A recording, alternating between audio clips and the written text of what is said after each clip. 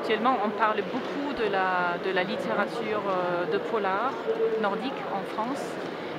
Ce que je constate, c'est que la littérature tout court marche très bien en France. La littérature nordique, que ce soit polar ou pas polar, ça marche très bien en France en ce moment.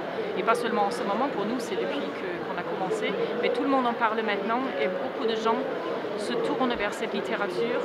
Et finalement, que ce soit des romans policiers ou des romans tout court, ça revient au même. Ça attire un intérêt et comme beaucoup d'auteurs ici disent, on pose la question aux auteurs lors des débats. Pourquoi pensez-vous que la littérature nordique a un tel succès? Eh bien, ils sont plusieurs à répondre très simplement. Eh bien, c'est parce que nous écrivons des très bons livres. Et ils ont raison. Et c'est dit sans aucune... c'est vraiment dit en toute objectivité et sans aucun manque de modestie, à mon sens. Et pourquoi cet intérêt vers le polar? Comment vous l'expliquez? Est-ce que c'est une mode? Est-ce que c'est... Oui, c'est sûr que c'est un phénomène de mode, mais c'est aussi parce que les polars, ce sont des romans.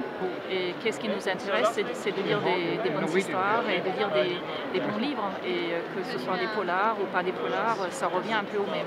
Et votre maison d'édition publie combien de livres par an? Nous publions à peu près une vingtaine de titres par an, donc entre 12 et 15 titres nordiques. Et le reste, c'est des titres français. Par exemple, nous avons aussi un domaine français très intéressant. Vous avez peut-être entendu parler de Liliana Lazare, Terre des Affranchis, ou bien Anne de la Flotte Médévy et son dernier roman Fugue. Nous avons vraiment des auteurs français très intéressants aussi.